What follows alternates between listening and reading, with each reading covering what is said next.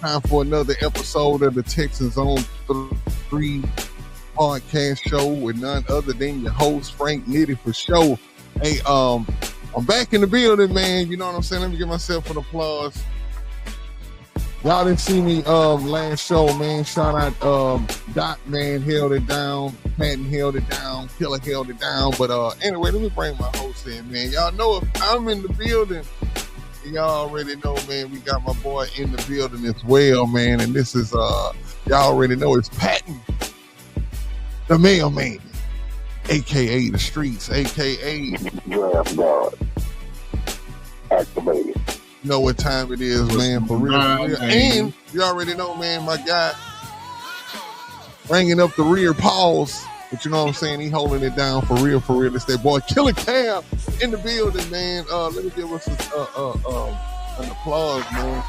But it's beautiful Friday. It's great to be seen and not viewed, man. You know, I once heard an old school, you know, tell me that, man. It says it's good to be seen and not viewed, man. And I was like, oh, okay, I get what you're saying by that. But man, Texans OTAs in the building. Like I said, I wasn't here last week, so I didn't get a chance to chop it up with y'all about the OTAs. Well, as a matter of fact, the OTAs hadn't happened yet. It was the starting the next day, but so I guess I am going to be here with y'all to talk about them for the first time on this show. You know what I'm saying? It's going down. Let me give y'all an applause for tuning in.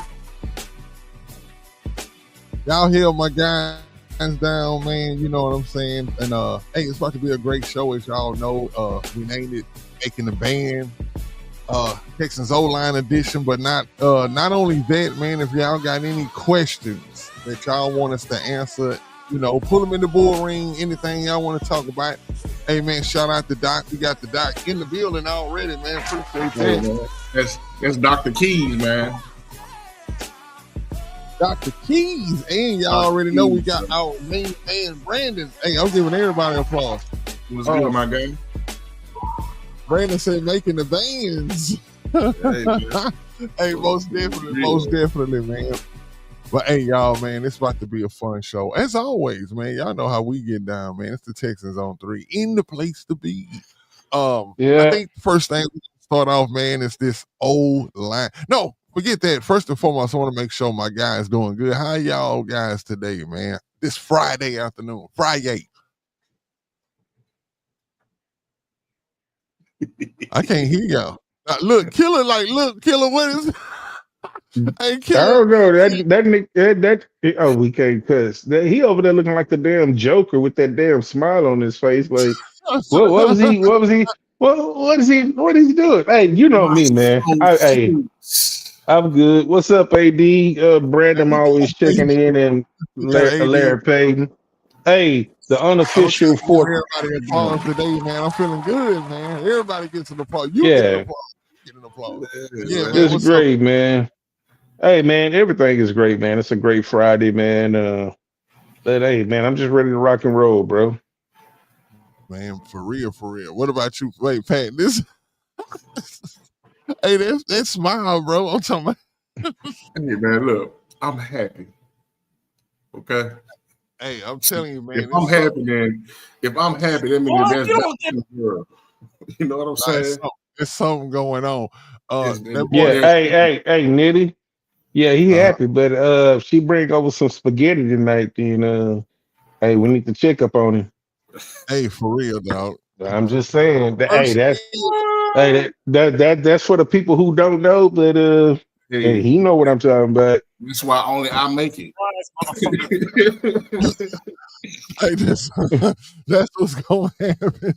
You gonna definitely get the surprise of all surprises. But this thing of ours. Hey, this thing of ours, man. Hey, what's this is a good question right here by Brandon, man. Was Mason Tharp at OTAs? Because I don't remember seeing him. Does that make I don't remember seeing him. Nobody mentioned him. I mean, he's a stash and dash type of guy. Hey, that comment right there. That's the one. Hold on, let me address AD real quick. That's I understand how you got there, but nah. He ain't got it yet, AD. I'm just gonna leave it alone. That's just going way too deep. Hey, Now, so didn't hear nothing hold on. about Mason Thorpe. Didn't hear nothing about Mason Thorpe yet. So, Yeah, man. like I said, he's a stash and dash type of guy. But it Y'all would think be he didn't nice to even make it see. that far? Like he didn't even make it to OTAs. Nah, I mean they got the 90 man. You know, you bring 90 to training camp, and this is the OTA. So you got this, and then uh you got the mandatory. Don't you have a this is OTAs and you have voluntary, and then you have mandatory, right? Yeah. Is that how Mm-hmm. I go? Yeah.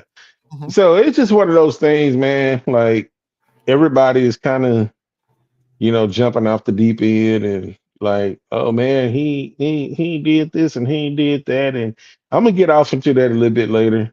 CJ Stroud, but Yeah, because if he didn't make the 90 man, to me, I mean, I know he was just like you say, AD. He was a tryout, and I thought his size mm, was at least to get him. I thought size alone would be enough to just get the man to be a camp body. I think oh, he. okay.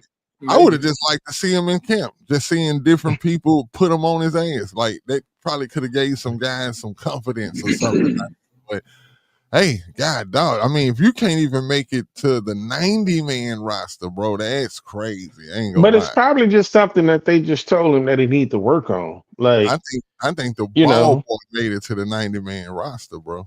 here's the thing though, Nitty. Like, it they telling him like, I don't know what other opportunities he has with the other 32, but it seems like he wants to be here, want to be with the Texans or whatever.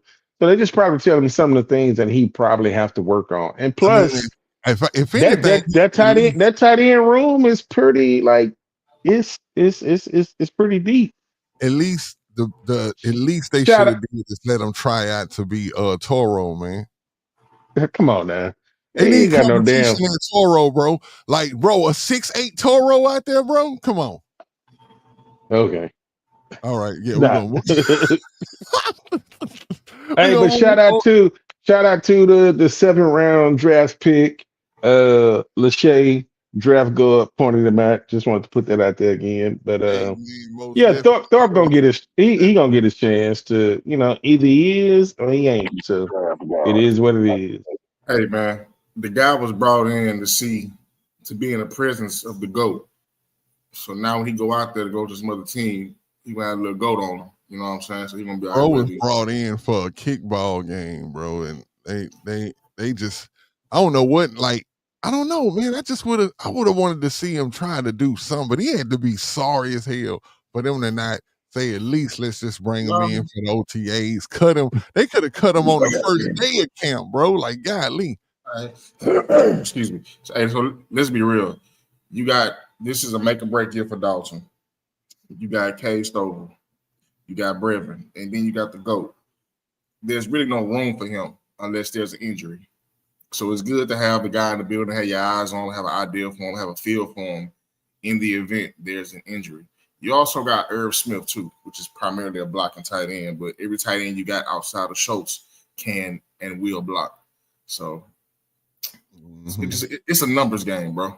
It's a numbers Hey, game. Mhm. this is pretty funny right here with ADC. He said that I guess like what I'm seeing, it makes a lot of sense because I'm seeing out there a lot too where people's kind of like, CJ not throwing and all of these things. People are panicking and talking about bro finna have Tommy John surgery and everything. I'm like, bro, like what? Yeah, they that's what they said. They threw the Tommy John on my boy, bro. I was like, come on, man, don't put the Tommy John on him, man. Well, Like he's from far as my understanding, it's a pectoral strain. Two things: either you was throwing the ball too much in the offseason, or you were working out more than you normally would have, or lifting heavier, so it's just sore. So I don't buy into it. Now, if this is training camp and he still ain't throwing, then maybe you should worry. But right now, bingo. You said training camp. This is OTAs. yeah, If Yeah, I like don't why need would anybody be tripping on that? I mean, but the media and they need something to talk about, and it gets a buzz going around the city to people who, I mean, it just get a buzz. I Mm. mean, dude is not like he's not injured. Like there's nothing wrong with the guy. If he's not throwing the ball, it's cool. Like and I seen something today. I was looking something on Twitter and they was like, yeah, he was in for two plays and he handed off the ball two times. Like Okay. I think that a lot of times that a lot of people are paying too much close attention to the shit that happened in OTAs to the point that, and I'm old school. We didn't hear all this bullshit back in the day. We Mm-mm. just didn't, man. We didn't hear that Shadua Sanders was 13 for 13 and 5 touchdowns. Like, what the hell did that mean in shorts and shimmies? That Yeah, Mm. and means absolutely nothing. on Like, air, what are we doing, man? Like, we're really looking at CJ not throwing a ball, and we're speculating in April, May, and the season started in September. You're really putting something out there to be like, oh man, is something wrong with his shoulder? Like, no, that's the answer. No, there's mhm, nothing wrong with CJ. There's at nothing all. to be concerned about Mm-mm. at There's all. benefit. There's benefits to him standing on the sideline. Watching players and learning players from a whole other angle of looking at it. Somebody was saying that. I was reading that on Twitter and they were saying that it's actually good that he's sitting back watching and learning what players run what routes certain ways and who he can depend on and just learning the defense. I mean, not defense, but offense from a coach standpoint as well because he may have to change plays. He may have to audible, and it's supposed to be a lot of responsibility on his plate this year. So, maybe seeing it like this is good for him. And like I said, I'm not worried about CJ at all. What I am worried about is that the way that old line is forming.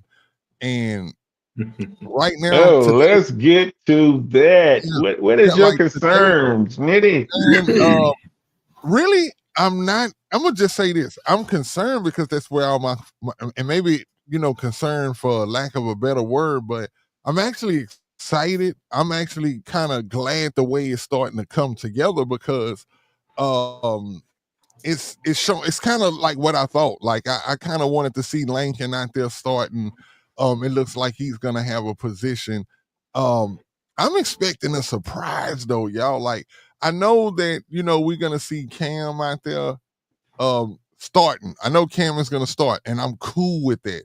But man, I hope Cam stays healthy all year because if Cam gets hurt, man, I definitely see them sliding Ursery right in the mix early, bro, because he's looking good early. They especially what Will Anderson said about him. Will said some good things about him, and if Will is saying good things about you and, talking about the whole, proverbial iron sharp as iron. I'm with that. You know what I'm saying? And like, what was that line? What was that first line? Because I know we put it in the group, but I know they From end up changing it. Hold up, I'm from looking at it right now. from It left to was right. From left to right, it was Cam, mm-hmm. Langdon, Jake Andrews, Andrews, which Andrews, Andrews, Titus Howard, Howard and Blake Fisher. and Howard. Blake. Yeah. That's now I ain't gonna lie. Other than the center, can y'all explain to me like I don't know where, but I think I know who Andrews is. But bro, where did Andrews come from? We just signed him, right? Yeah. Okay, so where did Wasn't what team did he come from? he was out of the New England system, right? Mhm. Yeah, okay, I know that's Yeah. okay. Now I know who that is now. Yeah. He hasn't made an NFL start. He's only half. He only had snaps. Oh shit! They don't dock. He got them keys rattling. Hey, now no, I'm talking about he's speaking my mind, bro. That's exactly how I feel. I'm like, who the hell is Jake? Let me tell you, man. Doctor, hey, when Doctor pull up with them keys, just know, man, whoever you is, be careful. AD said Andrews was probably the best lineman from NE last year. That don't say much. They had a horrible offensive line. Yeah, we did too. Yeah, so I mean, Yeah. So, what do y'all think that they said at the beginning of practice before they even lined up, that Patterson was over? Patterson was. I mean, CJ was taking snaps from Patterson. It was just a yeah. drill with him and Patterson, and he was taking snaps from him. Do y'all think that meant anything? That by the time they were formed, that Patterson wasn't the center? Is it because CJ wasn't out there and they knew he wasn't going to be out there? Like what? It's just getting work in. Ain't no sense of you sitting there and doing nothing. So I mean, if Patterson wasn't the starting center on day one, then it makes sense they know he's not throwing. So might as well get some snaps on the center, get some snaps in shotgun. Just, you know what I'm saying? Stay busy. Don't just stand around and look crazy. But dude, right now, you can't take what we seen serious already, bro. You just can't. They're trying to figure it out. You know what I'm saying? Who does? Now I will say this though, I feel confident that when it's time, when it's really time, you're gonna see the best five out there. Maybe it may be when them pads come on. You know what I'm talking about week one. Like it's gonna be trial and error throughout training camp, preseason. We're not gonna know who the real starting five is until they put it out for week one. So I'm not worried. As of right now, I'm not worried about the O-line. I'm not worried about them at all. My main concern is Christian Harris, though. This phantom injury once again. But the starters that we put out there, right? The ones that we put out there, do y'all think that they're setting the tone though? Like, no, it's basically Kaylee and Pop looked at film, and it really didn't matter who they rolled out because the bell of the ball was Henderson. We ain't heard his name like mentioned. I mean, does that mean like he's out of the mix? So my thing is you have to roll out a starting five. Like I guarantee you, if I asked the question 7 years ago, who did Bill O'Brien roll out as a starting five in OTAs? Who in the hell knows? Because it don't matter. But I think with Kaylee and Popovich, and even Kaylee said, hey, we're just like what we're putting out there today and this week, it's gonna be different when we put on the pads. Because once we put on the pads, things are different. And that's what I was trying to she's not in here right now, but I was telling Auntie Swan like maybe a month or so ago. I said you're not gonna be able to see anything through walkthroughs. I played on the offensive line. I went through 2 days and all that. You don't see nothing until that helmet and those shoulder pads get on, and you start to see like, oh, okay, now I can see the chemistry. I'm left tackle. I can see my left guard. We have chemistry. We have so much symmetry and chemistry that I can just look at him and we can look across the line of scrimmage and see who we need to block without even saying a word. But that only happens when the pads come on. So right now, when they roll out the first five and then they roll out the second five and then the third five, he's just trying to get how does it look? But now when the pads come on and when CJ is throwing the ball and running with the ones against the ones on defense, that's what's going to be the conversation. Like when Will and Daniil is lined up over there and we have our whole defensive front, who is the first five that Kate is going to be like, hey, we need to run this offense and I need to protect CJ? Who are we going to roll out the first five? This first five right here means absolutely nothing. Hey, what do I need y'all to reply on what Larry saying, right? Larry going to fuck off right now. I'm talking about for real, bro. I'm talking about Larry. He in that Crown Vic, that engine. Hey man, he revving that motherfucking engine up. Patton, is Larry still in that hotel room? I don't know, man. he might be the way he talking right now. He might be outside, man. They in that Crown Vic.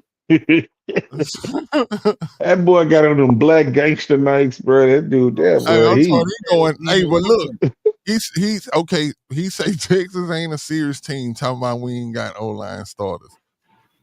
Is that like if that is does that make sense? What he's saying? Like, are we? Is it a competition thing? Like, do we look at it like this, Larry? You know, teams mostly. Well, I figure good teams. You don't tell people what you're doing, right? So when you release certain things out to the media and stuff like that, you know, you kind of just say, "Hey, we got an old line. We trying to find the best guys to gel together." And I think all the way to week one, they don't put who the starters are until you just look on the depth chart. Like it's on a. I think they're gonna try to keep that close to the vest. What do y'all think? Of course, that's pretty much what I just said in some of the words. Like they're trying to figure out who fits where, who fits the best at what position. Mm-hmm. So you're not gonna see the final product even throughout the preseason. You know what I'm saying? Oh Lord, Larry say piss. Hey, mom, what's going on? You're not gonna Oh, I see. sent it to him already. Well, Okay. it's already in your email, Larry. I sent it when I sent it out to everybody. Like I said, you're not gonna see who your starting five is. Now, two things I probably can guarantee that either Cam Blake or Big E, though the tackles, two of those three gonna start. That's for sure. Whether it's gonna be Big E at the left or Cam at the left or Blake at the right. I guarantee those are your tackles. The thing is, you got to figure out who's going to be your guard in your interior, who your two guards in your center. Right now, I think Langdon Thomason, he's a veteran, so it makes more sense to get a vet, the go ahead. You know what I'm saying, to do that. So he's left right there, right? Yeah, Because all indications is Titus has been on the right. Mm-hmm. So yeah. Landon on the left, Titus on the right. Mm-hmm. Okay, Jags fans aren't happy with their left tackle, and he could get a starting spot when Cam. He couldn't get a starting spot when Cam was there. Well, we should. Oh yeah, Larry's already here, y'all. Let's bring him up. There you go. Hold on. Hey, what's happening, T. Jones? Once again, let's see if we got them keys right. Where you at? Yeah, you gotta be careful, man. Larry put them keys out, man. Last week it was Pierce. Oh shit! Hey, for the fans that don't know, man, Larry, Dr. Payton, man. Nah, I call him not Dr. Keys. When he's upset, you hear them keys rattling. He about to put that Crown Vic in reverse. So whoever outside gonna get hit. Tell him. Then he gonna double tap. Get out to make sure you ain't breathing, and he gonna ride over you again to make sure the job is done, complete. So you got to be careful. Don't y'all know when Larry's in the building. Larry gave us this. He said, "Man, I enjoy listening to y'all." He said, "Y'all just raw and authentic. Y'all remind me of the Ghetto Boys." Right. No. When Larry comes in, we become the Ghetto Boys. I'll tell you, because Larry just brings it, bro. I love it. I love what he's here, man. I ain't gonna even lie. So those that don't know who this is, Willie D, man. Read my Nike. What are we talking about? Come on, man. Hey, for real. But I'm gonna say this though, man. You keep what's going on with your team close to the vest. I don't think you give anybody any kind of, advantage to prepare for a certain player or anything like that, or a certain line. Our line situation is what it is. And I say this to anybody.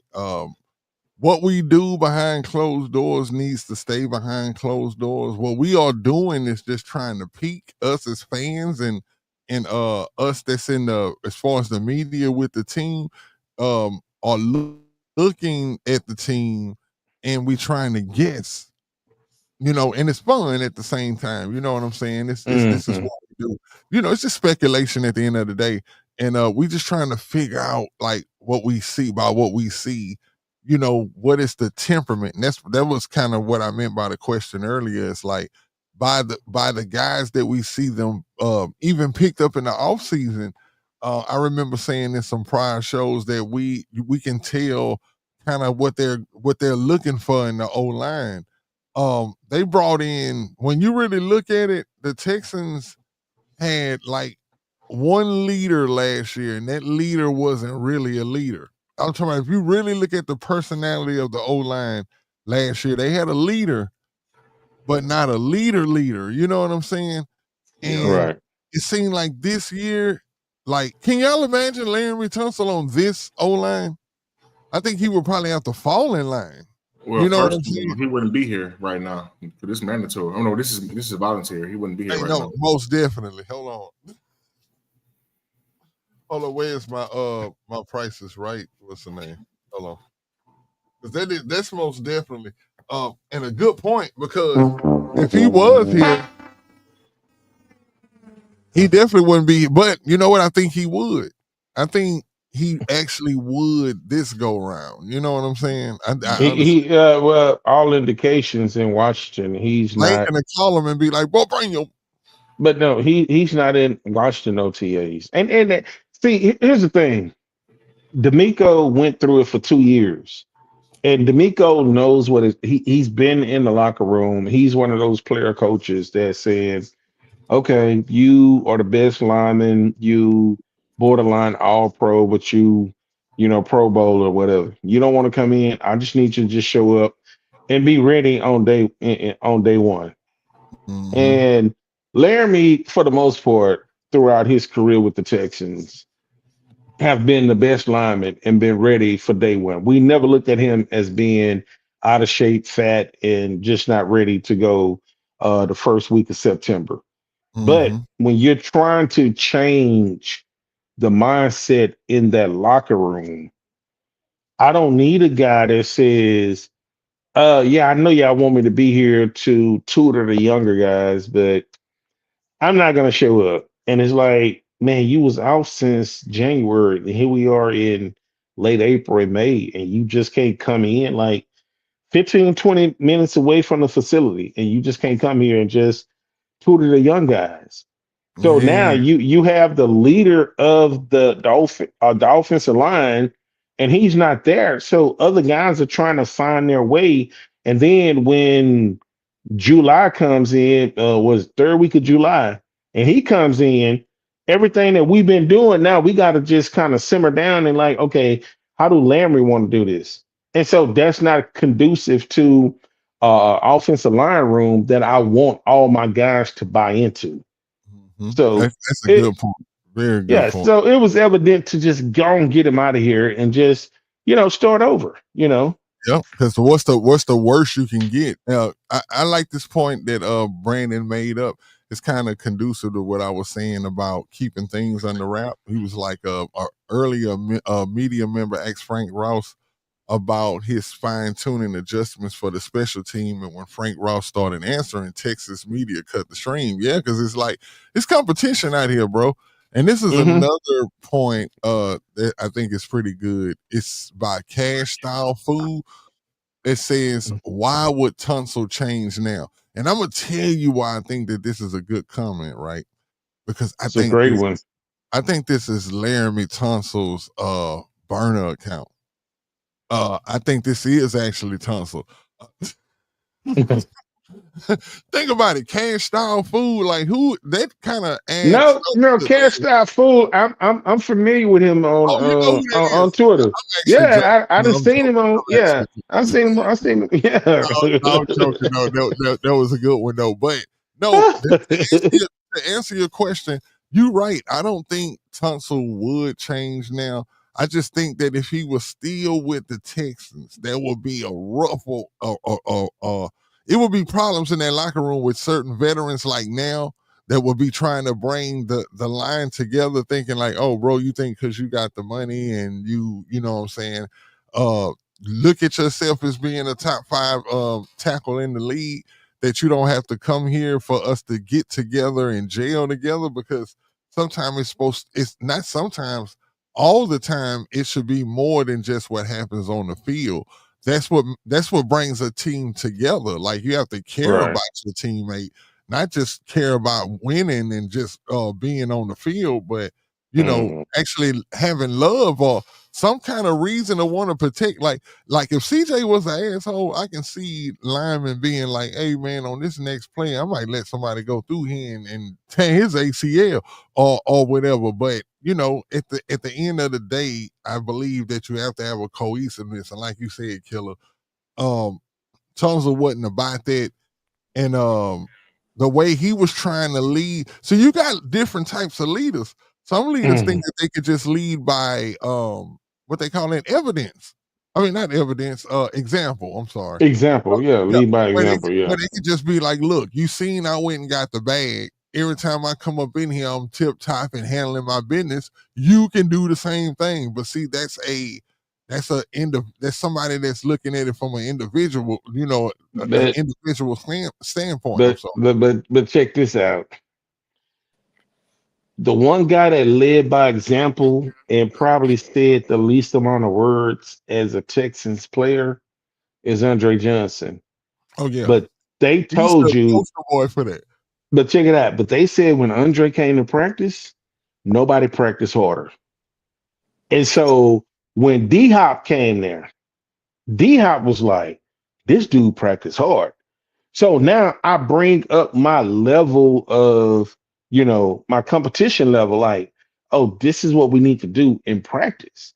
Mm-hmm. Oh, I thought practice was just like a run through, jog through, or whatever. If Tunsil would have been that guy that was there on day one and just battling Daniil Hunter and Will Anderson and getting into scuffles and telling us, the rest of the linemen, F these dudes, man, put them on their ass. They can't mess with us. We the best line in the NFL and ain't nothing nobody can do about it.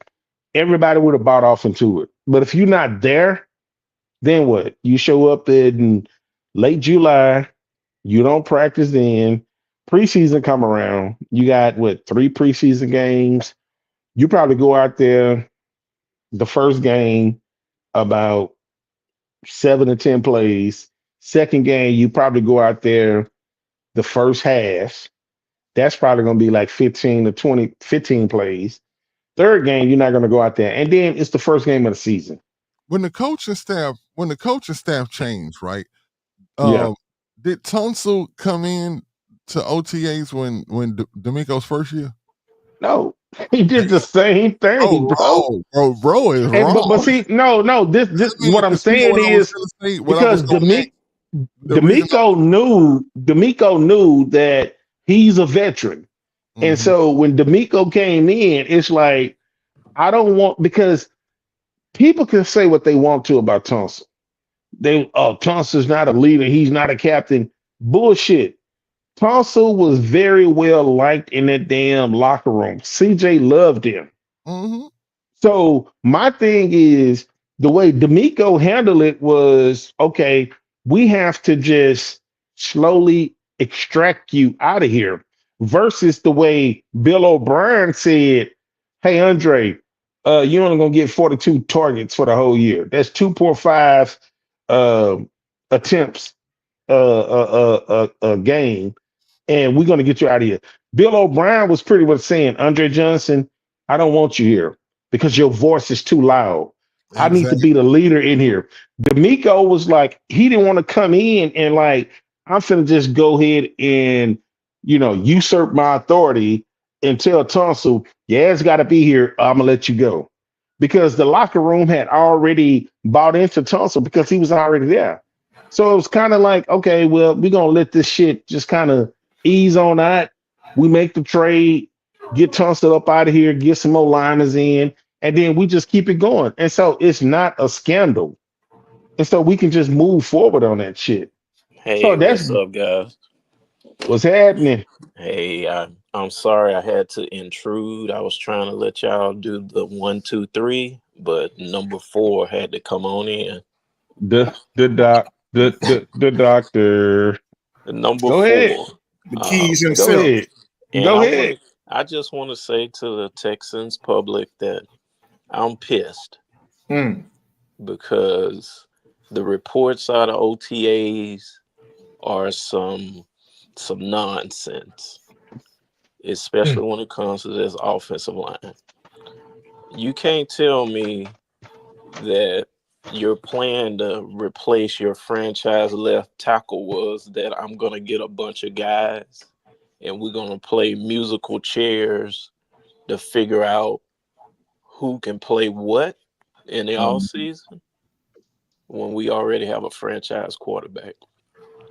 We have a team that has done well the previous 2 seasons, and we have teams across the league that we have to keep up and be able to beat on the field, namely the Ravens, the Chiefs, the Chargers, the Bills. You think they doing nonsense like this in OTAs? You think they playing musical chairs with their offensive line in front of that franchise quarterback? I don't think so. They got a clear plan of who's playing where and what needs to be worked on to get this thing ready for the season. To me, the reports indicate that they really not sure who can play where. And it is an insult to the personnel department and the players for you to pick up a guy off of waivers and he's inserted almost immediately into the starting lineup. When you got a returning center who was a high draft pick, top 60 pick, and a guy that's played over 15 games as a starter for you at center, but he is not in your starting lineup. That speaks to not a clear plan, in my opinion. Who want to hit So, on that before I hit on it? so I just needed to say that this is a bunch of New England mess going on because that's the kind of stuff they do. And D'Amico is going along with it. And I don't think that that's the right course of action for him or the team. Okay. Who want to hit on that? I'm just gonna say I don't agree, but you go, Cal. It's on you. I can't name a Pro Bowl, All Pro. Like if you tell me to name 3 All Pro New England offensive linemen throughout Tom Brady's tenure, I probably really couldn't. So, Nate Solder, Todd Light, Logan Mankins. okay. That's 3. So were they all there at the same time? Or was it something that they had to figure out? Light was early. They were high draft picks. Light was there early. They came Hey, in Brandon got a good and point. started. Brandon got a good point right here. He say the Chiefs have the same plan we do, and we know that that's a franchise quarterback. Says they paid a vet bag up LT to come in and drafted a high round offensive tackle, and they are trying to figure out left guard, and they traded their best O-line guy. Sounds just like what we did. So Are they playing musical chairs at OTAs? Are they but see, Larry, OTAs does not determine what you're gonna do.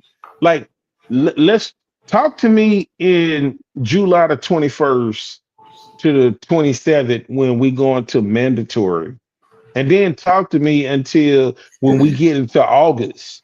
Because I told y'all this.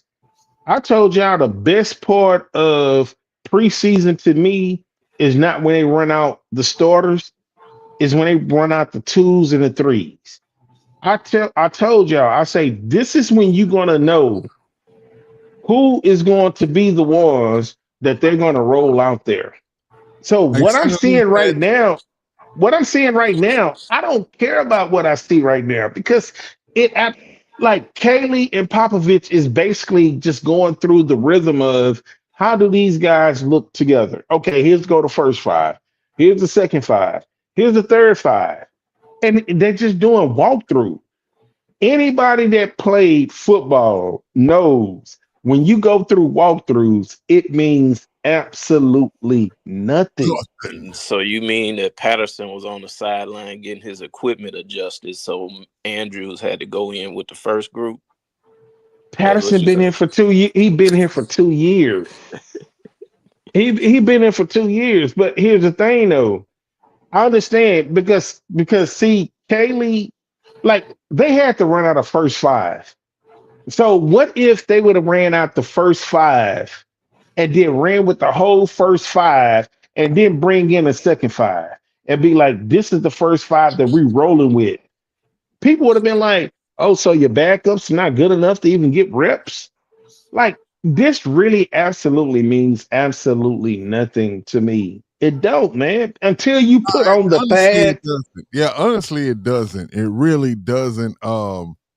I think right now, just like how it is if you play Madden and you if you ever reordered your roster on Madden, did the auto reorder and it puts all the best players in the best positions. I think if we had 2 weeks to start the season, the Texans know right now who the starting lineup, and we probably know who the starting lineup is right now.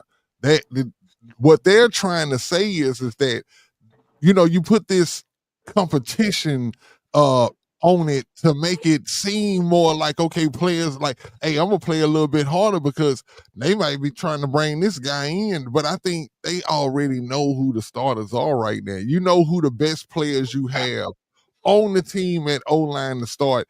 And I know this for a fact, Larry. It's going to be better than last year. That's all, to me. That's all that effing matters, bro. I'm not gonna lie. I'm Just I'm as long I'm as I'm gonna it's step I'm better gonna than step last in year. right quick. Oh, I'm well, gonna I step hope in it's before better. I hope I'm gonna it's step better. in before Patton step in because I know Patton, he been sitting back there giggling for a minute. I know you want to say something. Nitty, what you just said is 100% correct, bro. I'm quite sure. See, here's the thing though. Man, when that dude Kaylee and Popovich, the whole when Kaylee got hired, this whole summer, when we thinking that they just chilling at barbecues and chilling with the family, those guys was together watching nothing but film. And I'm gonna tell you like this, Nitty. I think Kaylee and Popovich probably knows that who's going to be four of the five starters unless somebody like Ursary comes up out of the blue and be like, Yes, hey, he can't be undeniable. denied. Yes, it's Undeniable. undeniable. Yeah, you But just other like than that that, I still got just to get think on that the field. they just know who is going to start right now. They putting it out there, and you got Aaron Wilson and Big Sarge and everybody putting things out there, and it's like, hey man, this is what it looked like. I don't think none of this shit means nothing because I really think that they know that hey, if everything stays status quo and when they go out there and do what they're supposed to do, four of the first five, they probably already know who's going to be the starters. That's just me. Yeah, I believe it. No, I I know think it I right think now. you are thinking like a sane human being. That yes, they should have known who their starters were going to be after the draft. But here we are in the OTAs, and they got a dude they just signed who got cut a couple of weeks ago in the starting lineup. And it's not like he was a cap casualty. It's not like he was a former All Pro. He is just a guy that, like AD said, he has an idea about the scheme, and uh, he played for Popovich in college. But dude, that what did that say about the personnel you already got in house? I Okay, want, hold I on, hold on, want, hold on, hold on. Let me say I something. want Let me say Patton to something hit real. this. Let me say Okay, go something ahead, real go quick. ahead, go ahead. First and foremost, I appreciate y'all coming on the show and everything. I told the people didn't know, but at 8 o'clock I was gonna have to dip out, which is a good thing because I just sent AD the link. So AD, you do have the link if you're trying to pull up. As a matter of fact, you can pop right into my spot because we about to keep this thing rolling, man. The conversation is starting to get real juicy. Pause. I'm about to go to work in the studio as y'all can see, but hey, I will be back Tuesday. And you know what I'm saying, my boys gonna hold it down and do their thing. But yeah, AD, the link is in your email, man. Pause. Make sure you check that out. Hey, shout out Eve that she's you know, just put a comment in at the I bottom. see that. I know this, you know, she's special to no. What's up, Oh, Yvonne? so you're gonna stay up so AD can come in and we can just keep going because you started the stream, No, right? no, it automatically stays up regardless. Okay. Long as Hey, Tank where in you the building anyway. I got you. Oh, AD okay, said where he you about at? to come in. So I'm about to dip out, y'all, and y'all could just continue on what y'all was Okay. doing. All right, y'all. I see y'all Tuesday, man. Nitty up out of here. Later. Salute. All right. So I'm gonna start with this. One man's trash is another man's treasure. Now I'm not gonna sit here and say that Jake Andrews is gonna be end all be all, but I believe in fair opportunity, right? You got a new offensive coordinator. He's eyes is wide open. He has his ears and eyes on everything. We got to chill out, man. To know if you got a good offensive lineman, to know you got a good one, the pass got to come on. And right now, we in helmet and shorts. The most work you're going to get is 707. You know what I'm saying? Getting your zone steps right, your bucket steps right. If you're getting your technique right. You ain't going to see nothing that really need to be seen until training camp. Now, I understand the frustration that Larry is expressing and going through. I get it. Oh, I get it because, you know, we as a franchise, we should have a elite offensive line or at least a good put together offensive line. But these guys make way more money than we do to make these decisions. You know what I'm saying? Like sometimes us fans, we can call out bullshit. We can call out some good shit too. However, I'm going to say this. When you got a group of people that's fighting for a job, the best man will win. There's no favoritism here, which is a good thing. There's no distractions here, which is also a good thing. So you got to understand that going into this, we all just waiting. We all waiting. You know what I'm saying? We like fish in the water with a piece of bread dropping in the water. We all trying to get to that little piece of bread. We all trying to get to it till it's gone. And now it's gone. Now we wait till somebody throw some more bread in the water. It's quite simple. Quite simple. Don't panic. It's okay. I'm not panicking. I'm pissed.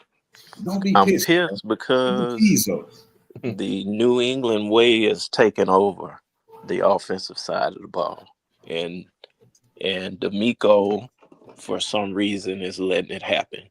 I want to say that it's naivete, or he just has defensive blinders on where he can't see it as clear as I can.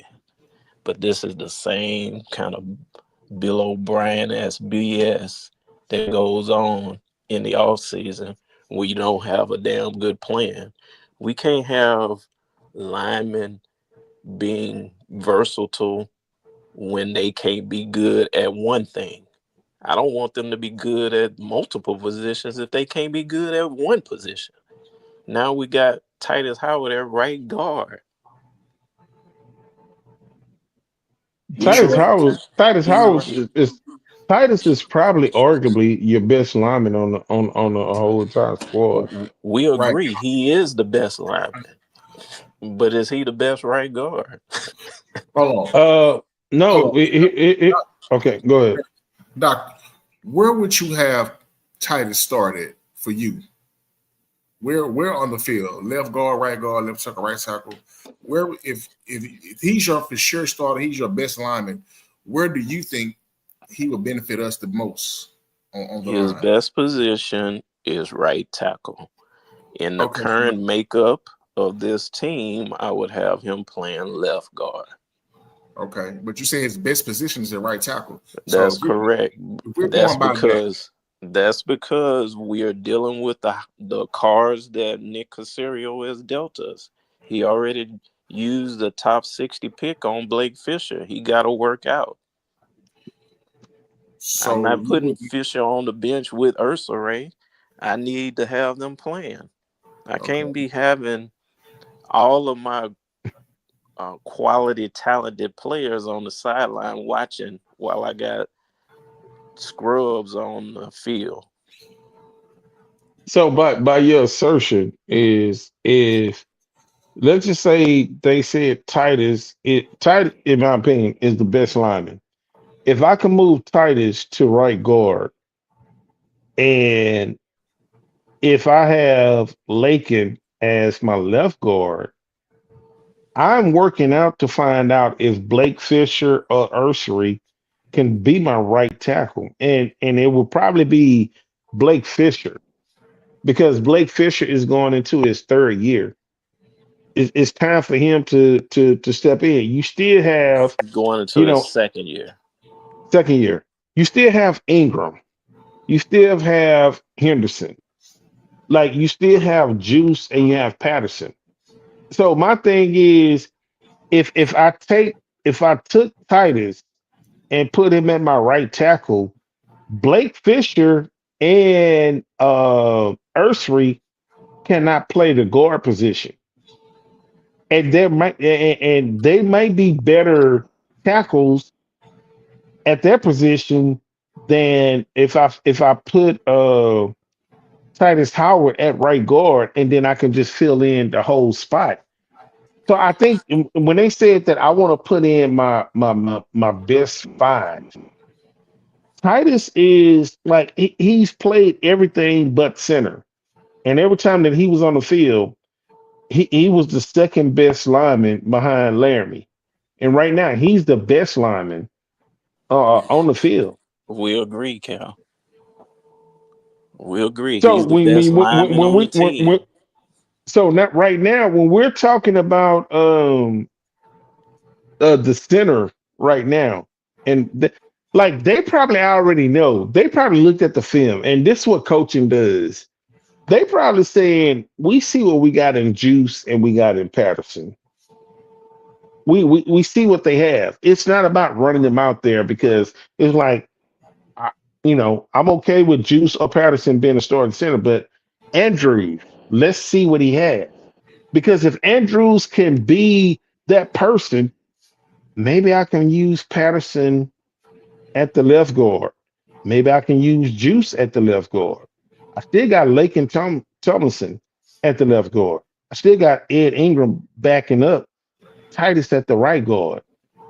So you're just putting things out there just to get an idea, to put it on film through walkthroughs, and then when OTAs is over with, they're gonna go back and look at the film. They're gonna look at the feet work, the footwork, look how they get out of they stands, they back up and everything, and they're gonna be like, oh yeah, I like him as a guard. Like, look at his footwork. Oh, I like him as a tackle. Like, yeah, Ursery really gets back and set up that pocket real quick. Those are the things that a lot of people don't look at. And I think that that's what they're looking at right now. But I think Titus would probably and I'm gonna give him his due. And if he's watching right now, he's supposed to be in here. AD. AD said that the reason why you want Titus as your right guard because if you have Blake as your right tackle, you need that experience next to the inexperienced guy. That's what you need. And so if you No, take that's not what you need. You a need good football players. I'm not sure that we have this a lot. And I'm thinking that the front office and the coaching staff not sure if they got enough good football players, or else man, they wouldn't be doing all this musical chairs.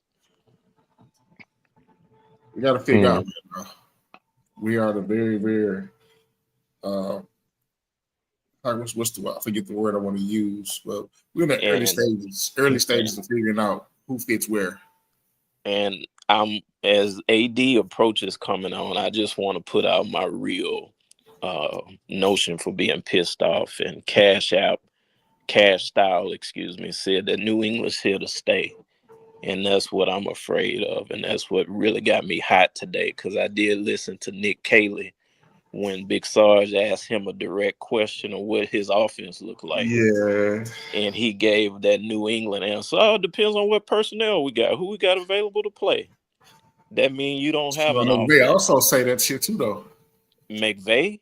Yeah. But McVay come out and run his offense every week. Everybody said that I was looking at Twitter and they said close your eyes, and it sounded like you listening to McVay.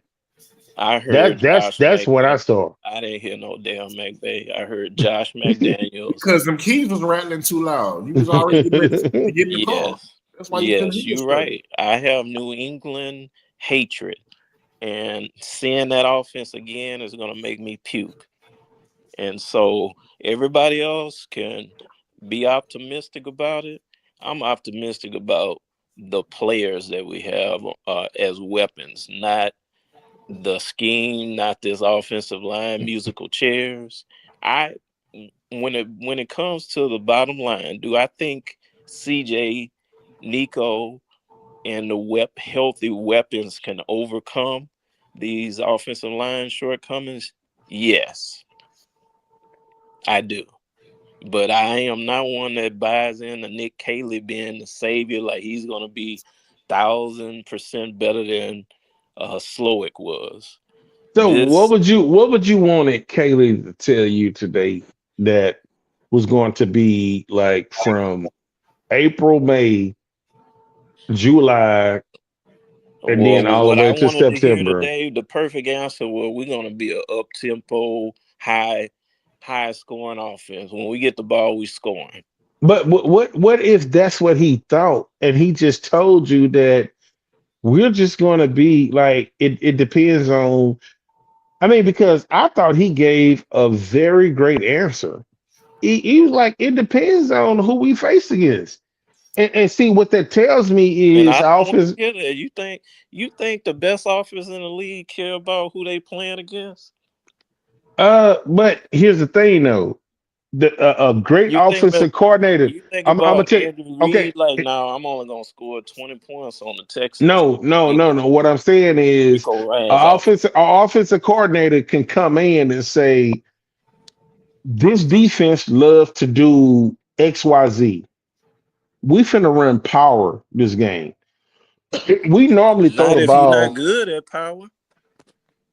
But that's what he said.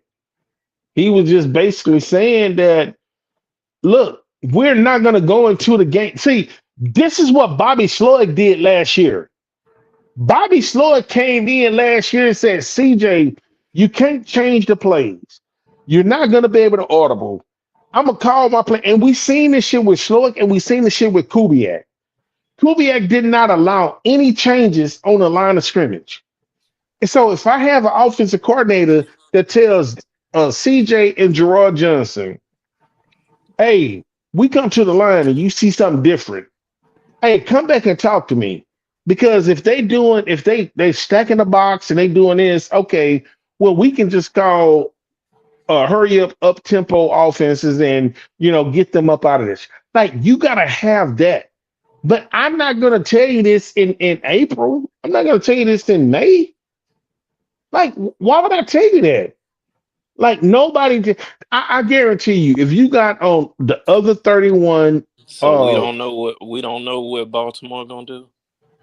no, we We don't don't. we don't we don't know No, what we offense have Kansas City run. we have we have a thought because they've been successful, but We it's don't not know like where Buffalo run. they're not like we are only a step behind them successfully. Like the three teams that you just named. Or what about What, Cincinnati? We know what they gonna run.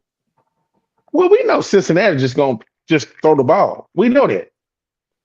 But Exactly, and you got to why? stop them. You have to stop them. So you want me to just come out and tell you exactly what I'm gonna do? I want you to score enough points to win. I don't want you to be I all. think that's what they want to do. Not when you're not good at anything, Cal. That's what I'm getting to. Is that if you're not good at one thing, you're not gonna be good at everything. How do we know what And we good at? And we just and walk through. because the dude just told you his offense depend on who he got to line up with. That means Mm. nobody knows what play to run until he call it. Nobody is comfortable running anything during crunch time because they haven't run it enough. They got a new offense every week. Mm. Okay. I was waiting for a moment to step in. Larry, Double Dutch. you were just an agent of chaos. You were just trying to the old man on the front porch, just yelling at the kids riding the bicycle going by, talking about get off my lawn. That's all it is. You're just an agent of chaos right now. Only if you from Foxborough. And that's where I Nick what Cayley six is from. rings? So 7 That's at the end of the where day, and 6, Popovich 6. is from. everybody New England has ties across this league. You can't avoid it. So if that's the case, Yes, you can. How and why? Yes, you can. We name you can. name, I can find somebody on that staff that was We a part of can. New England in some shape or form, No, the and you best of know teams it. don't have it. Baltimore don't So have it. Kansas who? City don't have it. Yeah, Philly don't have it. We in our go look second it up. iteration of it. Go look it up. They have somebody on their coaching staff that's been a part of New England in some shape or form. It's like you can't be that anti New England because of your reservations with Bill O'Brien and all of the other stuff. This is like a totally different person. First of all, he's not, and the way he described his offense, yes, it's a game plan offense. But again, if we would have had a game plan offense last year with all the injuries we had, we probably would have been a little more successful. I'm sorry, you're breaking up just a little bit. Can you hear me? I can I hear hear you. I Can can you hear hear you me? now. Yeah, I Well, said if look, a game plan offense is what he's going to run. It's what we should have had last year. Hmm. I Offense agree. last year with all the injuries, you probably would have been more successful instead of just running the same shit with. I'm sorry, the same stuff with whoever. Like you, like it doesn't fourth, fifth string. You have to be able to be flexible and be able to change up, and that's exactly what he said in the press conference today. Like based on who's available. Like if we're bogged down with injuries, we're going to be able and we're going to run different stuff to fit who we have personnel wise. yeah, and I think that we're on the same page now. You said it and I said it that we're running a New England offense and that's what I'm upset about. What is a New England offense? It's the game plan offense, Cal. It's steeped in the goodness, I can't think of the man's name right now. Earnhardt. Ron Because Earnhardt, I I believe is the just name. think Nick Cayley is more of a. You know, a lot of teams run the game plan offense, right? Uh They just don't call it a game plan offense. uh Andy Reid runs the game plan offense. If you didn't know, no, Andy Reid is a West Coast offense. he's a West Coast game plan offense. They run different schemes. So you telling me in Randy Reid's scheme, they run the same running scheme. They run power gap. They do not run any zone. They do not do anything different. They just run the same thing over and over and over again. They don't change. All of that is off of the West Coast tree. You remember Walsh was running two backs coming out of power I, coming out of single back. That's the same thing Larry, Andy Reid is doing. you making excuses. You making No, excuses I'm because not at the end of making the day, excuses. Larry, at the end of the day, you just explain what a game plan offense is. No, Yes. I'm telling you that the Ron Earhart, the Tom Brady offense, the game plan offense that all the New England disciples take around the league and fail is what's coming to Houston now. And that's what I'm upset. So did Sean McVay run just the Shanahan scheme the whole time? Did he just like did he change Sean up anything? McVay is running the West Coast offense, Did he okay, so deeply Sean rooted in McVay the is running system. nothing but zone run schemes, all of that stuff, just a variation, right? He just doing the same thing, he not changing nothing. He's been the same running the same thing over and over again. He's never changed. He doesn't adjust. So what you saying is that you His want an offense offense. is the same. So you want an offense that can't adjust to the opponent. You want an offense that just does the same thing I regardless of the want opponent, I want an right? offense that can do something well and repeat it during crunch times, But that and doesn't. it's But that does acceptable. just because you have a game plan offense doesn't mean you can't do something well. New You England know, did a lot. the New England did a lot of stuff well, a lot of things well. And Uh, also a New England offense, if you want to be perfectly clear, for me, perfectly honest for me, CJ Stroud, this type of offense and this being and kind of being able to adjust and kind of put things on CJ and give CJ control to make adjustments, like Cal was just saying, how he didn't have any control, couldn't make any adjustments, giving CJ control and allowing him to dictate and pick and choose to what fits him per game, game by game, I would think I would want my starting quarterback and my franchise quarterback to have that ability. I am open to giving CJ more control, but not in this scheme. I want it to be a up tempo spread formation for CJ. So what is so Get the Larry, ball Larry, out of his what if they hands go quick. out? What if they go out week one and they doing that? They up tempo spread formation scheme. Yeah, but Because that's how they this game year plan that when week, right? Nico out for 5 games with his hamstring, then we go on to something else. But then we draft Higgins to kind of nullify that, right? I don't think he can do that, but it's fine. We all are going to disagree about New England's I game told plan you, Larry. offense. I Larry hate agent it. of chaos, y'all. I hate it. Larry, the one thing that I want you to like. Y'all not gonna change my opinion No, on it. I'm not going to change your opinion. I get that, but who is CJ's favorite quarterback in the NFL? Stafford.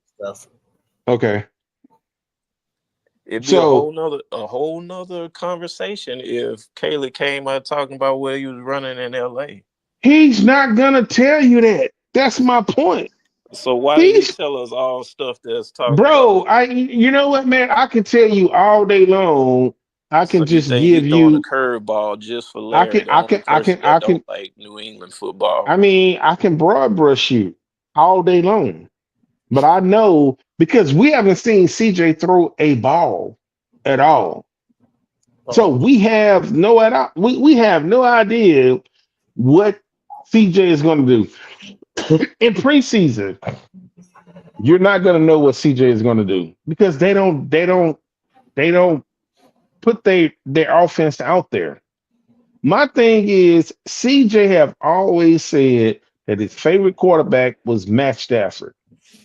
And you got Sean McVay, and you got a guy that came from the Sean McVay tree, and Sean McVay is still over there. Matt Stafford is still over there, and you know CJ is studying him, and he's saying, "Man, this is me. This is what I want to do." That leans more toward the McVay tree than it does the New England tree, in my opinion. I mean, it just um, lean it that's leans what more I to would. that tree. That's what I would like to hear. That we're gonna run the same stuff as the Why Rams. would I tell you that? Why I have Well, to why tell you would you that? tell me that you're running all New England stuff? That's He what he didn't did say he today. running out New England stuff. He didn't say that. He That was just my said, that was my interpretation. "Hey man, maybe you reading in braille. You reading in braille with bifocals, man. I understand all of the nuanced New England language. That's exactly what he but but said. but here's the thing though, Larry. This dude CJ has the opportunity to have the best of both worlds. And we just want to be so sour on one particular scheme that we just like, we hate. I don't want nothing from New England. But you have a Kaylee guy, and he has his line coach. You know, he got Popovich. You have guys that saying that we can incorporate something new. From Like New England. we can no, no. It's not from New England. No, it's not. No, it's not. So It's so not from New Cal, England, man. I'm Cal, Yeah, go sorry, ahead. let guys. me let me let me I've add this. hijacked y'all's show long enough. No, I'm no. Let me sorry. say this. No, let me I'm say this, sorry. Cal. No, no, no. Cal, I'm gonna say this. Sean McVay is a disciple of the West Coast Shanahan offense, right? Yes. Sean McVay in LA has created the Sean McVay offense, which is Have not which is not strictly based, it's loosely based on it. It has a foundation of the West Coast offense, but he has changed it and evolved it into his own. right. That it Variations. is one of one. Why can't we expect or anticipate or hope that Nick Caley has a basis of the New England game plan offense, but he also is bringing in variations from the McVay offense. Or he's like wherever he's been, McDaniels, like all these different play callers. He has a lot of experience and been with a lot of good play callers. Because at the end of the day, you can hate McDaniels, Josh McDaniels. He's a damn good play caller on the offensive side of the football. Yeah, he Sean fine. McVay, He Sean fine. McVay is a damn good play caller on the offensive side of the football. One of the best in the league, like taking that experience and him coming in here and saying, you know what, me and Cole, we gonna get these guys together. I got Josh's brother, as the wide receiver coach. I got, Mm, I got Yeah, what's his name? Cole Um, Popovich, no, the quarterback coach. Gerard Johnson. Gerard, Spalensky. I got Gerard Johnson, who's worked with KOC, who also worked with Sean McVay. So I got all Hmm. these different minds, and guess Oh, what? We that's about an to. excellent point, AD. Let me say this. That's exactly what I wanted to hear from Kaylee. The last few people who have, let's call it, been on McVay's staff, KOC, um, even the Cincinnati coach, I can't think of his name right now. Um, I can't think the of his name either. young man that just got the Jags head coaching Mm, job. The time that they spent with McVay, they went and became very aggressive and innovative passing that did not resemble anything like a New England offense. So mm, when Kaylee became the OC, that was my greatest hope for him, is that McVay, the time with McVay washed away the New England stench. And what I got today was smothered in Foxborough. And I'll leave it at that. Thank y'all for allowing me to vent. I'm a drop out and let the rest of the group get in. Thank y'all. Stay out that Crown Vic, man. Put them keys, mm. put them I'm on keys down. I'm on that Grand Marnier. Oh Oh, you, shit. you still Oh, I you can gonna drop tell. out? I can tell. You gonna drop off or you gonna I stay thought, here? look, Like, Larry, Nah, I I'll thought, I stay, thought I was gonna man. see you. Thought I was gonna see you Saturday. What happened Saturday? Oh Yeah, yeah. I know what you're talking about. It was yeah. my son's birthday too.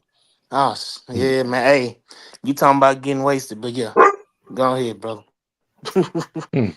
No, I'm gonna No, stay you on. gonna oh you gonna stay on? Yeah, I'm gonna don't go leave nowhere the because I'm gonna leave the negativity out of my tone. I'm gonna I don't know, bro.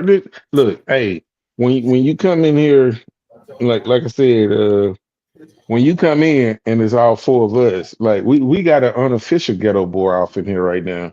Yeah. We got AD off in here. When it's four of us, we the ghetto boys. So I'm just gonna say, AD, you part of the trigger happy mother ghetto boys. So might be a I'm little bit ready of funny red, time. You holding ready, my Red? ground like a mother statue. Okay, I'm not okay. So Patton Bush, no, who Bushwick? That gotta be AD. AD the shortest. Hey. I'm a big hey, you know me, I got a big mouth, so I'm Willie D. So you gotta be Oh fake. yeah. Hey. Yeah. So You know, when that's we Man, come put in, man, Bushwick on me, like, dog. huh? Hey, hey, I say you Bushwick don't put was, Bushwick Bill on me. but Bushwick was like shit. Like he was when he came out and you saw him, you already knew that like, oh, that's the Ghetto Boys right there. be So different. that's not a bit. That's not a diss. Like, bro, I came up from the '80s, so I know. Like, when you seen Bushwick, it's like, Triple yeah, teamed on him, dropping them dropping them MLBs fifth, on him. fourth beats. Yeah, exactly. But No, man. Larry, I think that the offense is going to be something that I think it's going to be something that's going to be innovative and is going to change as the season progressed. Okay. I don't Well, think I here's don't. here's my positivity.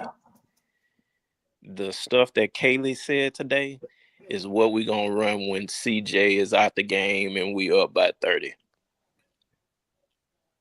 While Mm, Davis Mills in the game, that's what we gonna do. okay, I don't think When Davis we is going to already be up by here, 30. Let me but say I this, just man.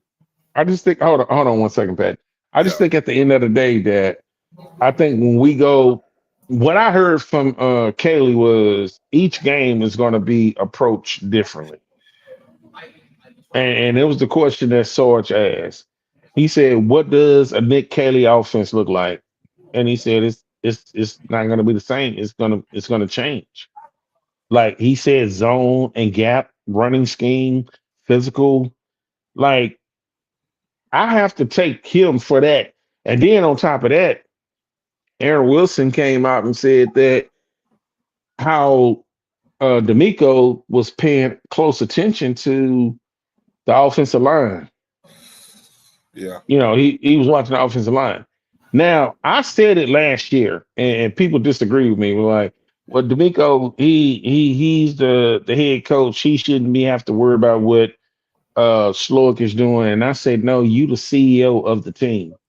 When your shit start to crumble and you don't get the results, then it's going to come back on you because you are the captain of the ship. And so D'Amico had came out and said when he got hired that they were going to be a run first physical football team. And he doesn't want to change that. He wants to be physical. If you look at when D'Amico came here, we had a physical defense. When he went to San Francisco, they was physical over there. And it's like, look, I just want he's gonna take care of his defensive side. But on the offensive side, he has to make sure that when it's time to run the ball, they can run the ball. When it's time to pass, you got CJ. You spent a number 2 pick on him. So that's what I'm looking at. I'm just looking at that they're not gonna sit up here and just like tell you that this is exactly what we're gonna do, and we're just gonna stick to this one formula. I think the shit is gonna change like week by week. They're gonna go in and say we're playing against Tennessee. Tennessee have a weak secondary. Oh, we finna beat the shit out of them because they got a good up front. So that means we got to get the ball out of CJ hand real quick. Make that front Tennessee defensive line front, get them real tight real quick, and I think it's just going to change. They're not going to sit up here and just say like Bobby Sloyd, we're going to run this and we're going to run it until it works. And when it don't work, then I make excuses on why it didn't work because y'all didn't execute. I think that's what it's going to be.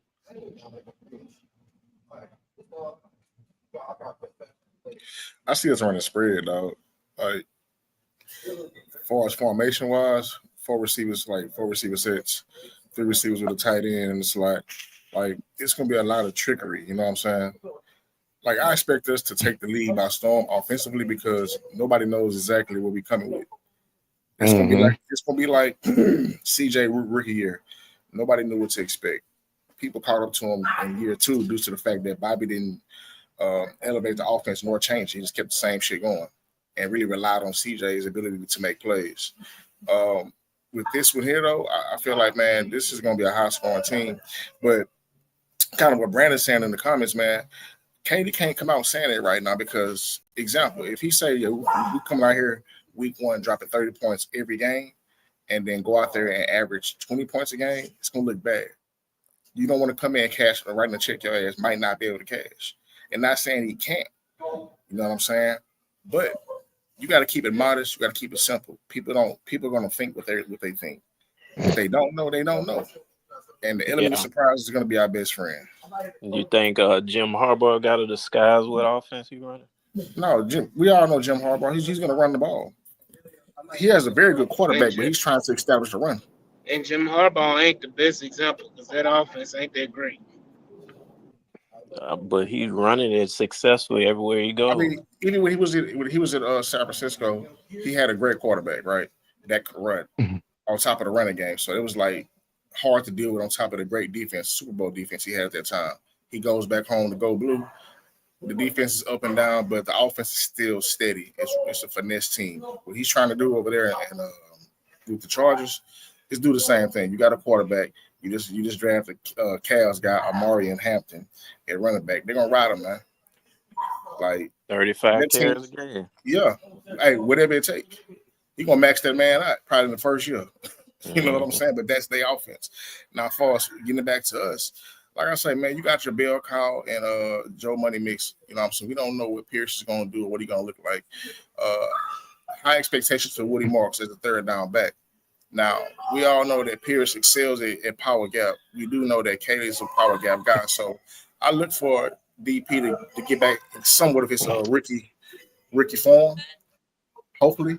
But at the same time, if he doesn't, you got another guy behind him that can run either scheme, zone or power.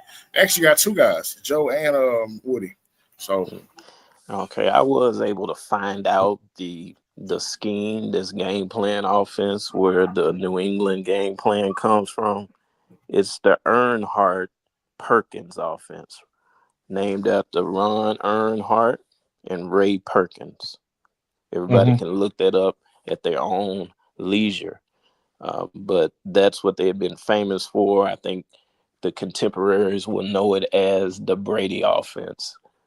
But it has been around since the 70s. Bill Parcells ran it with his time with the Giants. And Belichick put it in place with all of the OCs that he had in New England. But I think that that offense is, in my opinion, is outdated. And the reason why is because it's almost saying that you have to have a Tom Brady to run that type of offense. And we were talking on the show Tuesday, and we were comparing CJ to Tom Brady. And I was I was like, Tom Brady, his first 6, 7 years was very subpar. I mean, it was like 20 some touchdowns, 14 interceptions, like double digit interception. He was carried by the defense. Exactly.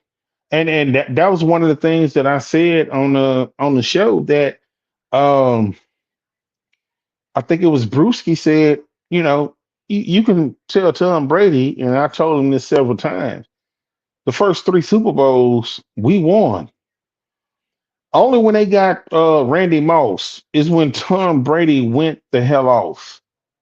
That was the one time that he went off. So my thing is, it's not about like we have the defense that New England have, and we can be that type of defense. And so when we was talking Tuesday, I was like, so looking at these numbers, are you telling me that CJ can't put up these numbers? Like, of course he can put up those numbers. And then when you look at the wide receivers that CJ have, he had better wide receivers than Tom Brady ever had from 1 through 4, 1 through 6. So my thing is, I'm not worried about the New England defense. I'm looking at like a combination of the blocking scheme, the running scheme, the passing scheme, and then I have my quarterback. And I know everybody, and I'm gonna say this again: people do not get along when somebody say being a game manager. A game manager is only just, making the right passes when it's time to make the pass and don't make mistakes. And so you can be a great game manager, but when it's time for you to take over the game, we know CJ can make the throws. And so I just don't want CJ to make the mistakes, but just be able to make the throws. And I think that the offense that Kaylee is going to incorporate, it's going to be something that we're going to look back and say, "Hey, man, this is a damn good offense." I really do. Kev, I don't. Kev, Go ahead. Mhm. to your point, I think we need to kind of look at it as if these guys, instead of saying game manager, these are game makers. Game manager and playmaker. So a game maker, like Matthew Stafford, is You a know game what? Yeah, maker, you know what? You're right. You're right. You're and right. Tom Brady was a game maker. Like Right. he managed the game methodically, but when it was time to make plays, he made the plays. He made the Um, plays. Right. AD, and I think that's what. that is damn genius. A Yeah. game maker. I'm finna write this down so I You can better copyright this shit. Shout out to Preview A&M University. you better He, I'm trademark finna that. You better I'm finna trademark that. copyright this shit. So I'm gonna put it on a t-shirt. And yeah, thank um, you, AD. We but need another point I CJ to want to be a drive home. game maker. Yep. Yeah. And just the point I want to drive home, because I got a few minutes, I got dinner with the wife, but um, just the point I want to drive home is that everything that we've been talking about, whether it's the New England style offense, whether it's the Sean McVay style offense, the core principles of those offenses are they're going to run the ball effectively, and they're going to use a lot of quick passes and let your Mhm. playmakers make plays. Right. And that is in both offenses. That is exactly what Sean McVay did in LA. That's exactly what they did in New England. Is that they put the ball in the playmakers' hands and they let those guys make plays, whether it be in a tight end position or wide receiver position. Those guys made those plays, and then they ran the ball effectively. Regardless of who the running back was, they knew how to. They had a great run scheme where they were able to run the ball effectively every year. Hmm. Yeah, I agree with that. Well, I wanted to thank everybody for listening to my New England rant, Hey and, man, hey. and um, I hope that Kaylee is a successful offensive coordinator. I want him to be so good that we are a championship team. Hmm. And if it takes a New England scheme to get us there, it better work this year, or I want his ass out of here. After 1 year, Yeah, if he can't get us there, and he running that New England shit, he got to go. I don't think he's gonna be running some New England.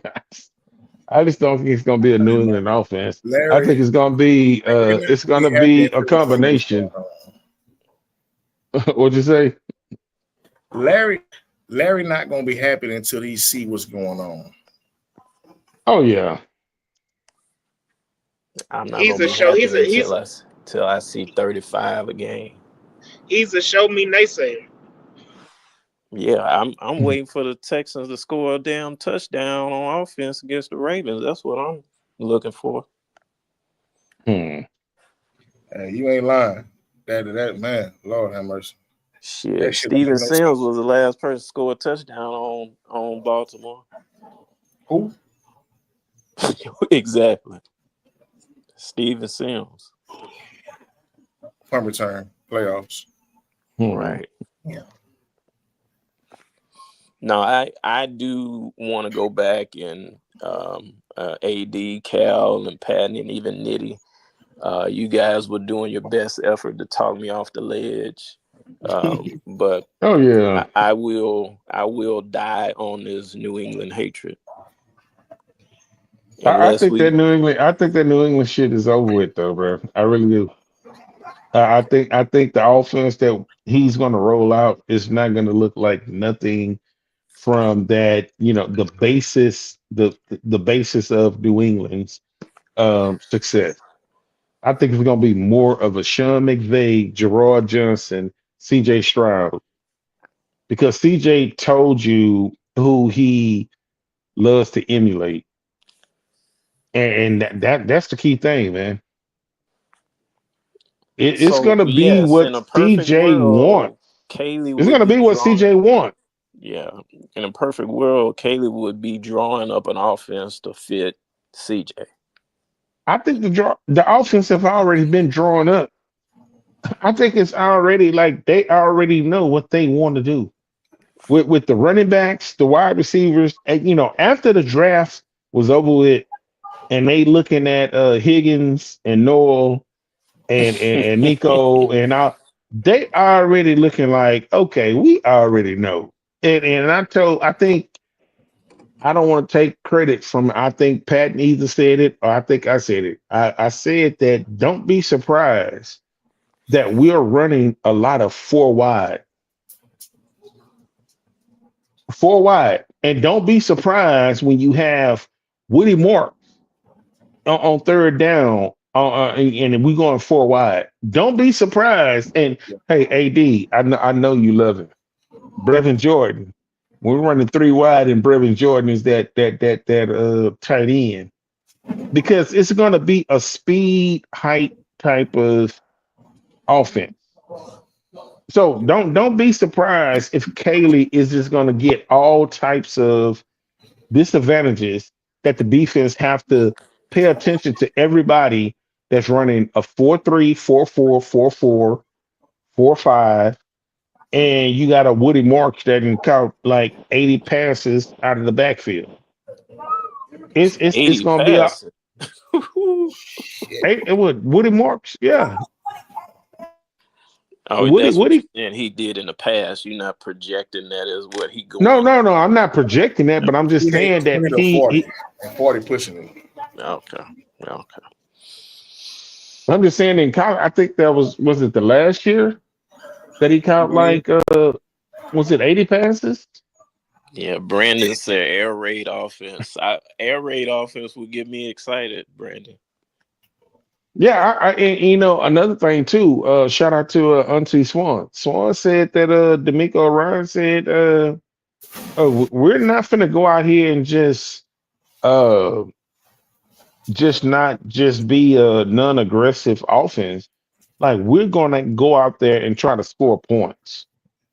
And I really believe that. I think they're gonna go out there and like, hey, at halftime, man, the Texans want to have 27 points on the board, 24 points on the board, 21 points on the board. Because we had a defense that if the offense give us 24 to 27 points, I don't think a defense is going to be able to like really. I think our defense is going to be able to stop them from, scoring points on the, and especially if we go out there and score early, then it makes their offense, the opposition, it makes them one dimensional. Early And and I'm gonna often. tell you, hey, the strength of our defense is not just the front four; it's the secondary. You could throw that. You could throw that MF all you want to. Them boys gonna be picking that shit off left and right. And I think that's what D'Amico's looking at. Hey, offense, go ahead and get us 24 points in the first quarter. I mean the first half. And after that, when they gotta throw the ball, oh, we good. That's what I think, man. Yeah, that would be lovely. Look here, man. I want to close it on that, man. High octane offense. Um, Dr. Keys, number 4. It's always a pleasure having you, AD. Appreciate you rolling up. Oh, sure. Oh, for sure. You know what I'm Thank saying? y'all. Killer, Sorry for aka Willie hijacking the D. show. Oh no, man. Hey, look here, brother. When it's your time, it's your time. Oh yeah, for sure. You know what I'm saying? But hey, appreciate it. Everybody put up, man, to this good old Texas on 3. 1, 2, 3, 4. Everybody in the bull ring, man. Appreciate everybody, man. Brandon, my mom's, Texas Tangent. I'm gonna say Eve. Am I saying Yvonne. it right, Cal? Is it Eve? Yeah, Eve. No, Yvonne, yeah. Yvonne. Man, why you asking me that, man? Don't do that, man. Okay, well, all right. I'm sorry. Well, hey, that's Big John. That's Big John woman. So Oh, shit. Here we go with this Hey, shit. Big John better my wife. Yeah, hey, man. Look, Style Food, appreciate you. Highway Rod, Oh, for sure. appreciate you. You know what I'm saying? AD, Larry, out here. Shoot, is that it? Yeah, I believe so. And once again, my mom's. But anyways, man, look, appreciate y'all, man. Everybody pulling up, tuning in. And we back to Yeah. the same time, Till then, y'all be safe. Don't do nothing I wouldn't do. Hey, Larry, hear that? Yeah. Balls in my word. Hey, what'd he say? Don't fuck with me. Come on now, bro. The Yeah, ghetto yeah. boys, man. Come on That's now. what's Hey, up, man. them ratings had to be high tonight, man. I came in there getting everybody pissed off. You got me pissed off, but hey, I appreciate you, Patton, Nitty, Cal. Shout out Texas on Hey, three, one, all two, the three time, bro. podcast, Yeah, Well, for shit. allowing me you gonna for have to allowing bring me, me on H listen. time.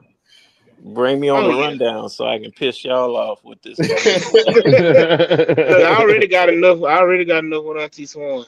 Um, you just No, gonna she add to Hey, the loved fire. she loved Nick Cayley, Nick Casario. She loved him. Lord have mm, mercy. Just get them to the flow, and that's the yeah, whole show, man. literally. Nah, Nah, I enjoyed you having you on, Larry, AD, always, man. Because anytime that we can just cross reference everything, it just make great content, man. So I appreciate y'all coming on, man. and I'm putting it Really out do. there. I'm putting it out there because I can't be the only one that's having New England PTSD when I heard Cayley. Somebody else out there heard that shit. I hope not. Hey, and while y'all hating, y'all be sure to go ahead and like, share, and subscribe to the Texans on Three podcast. Oh, Share I it with thought your we was mama, your off baby air. mama. We still Appreciate on? that, bro. Yeah, share it with your mama, Oh, your we baby still mama, on. your auntie, Oh, all of I'm them. Yeah, sorry. I was yeah. cursing. Oh, we still on. Yeah, yeah. I thought this was the after show. Like, Yeah, no, I bro. thought. Oh shit. Hey man, look, hey. Appreciate everybody, man. Like, subscribe, and share. AD, tell them where they can find you at AD. Already right there at the bottom under my name. He's right there at the H Town Rundown on all platforms, man. Shout out to the H For Town sure. Rundown. Shout out to Yes, everybody. sir. Hey man, and we'll All see them y'all Texan swarmers out there. real For soon, man. sure. Larry, put them keys down, man. All right, man. We out. Hey, for sure.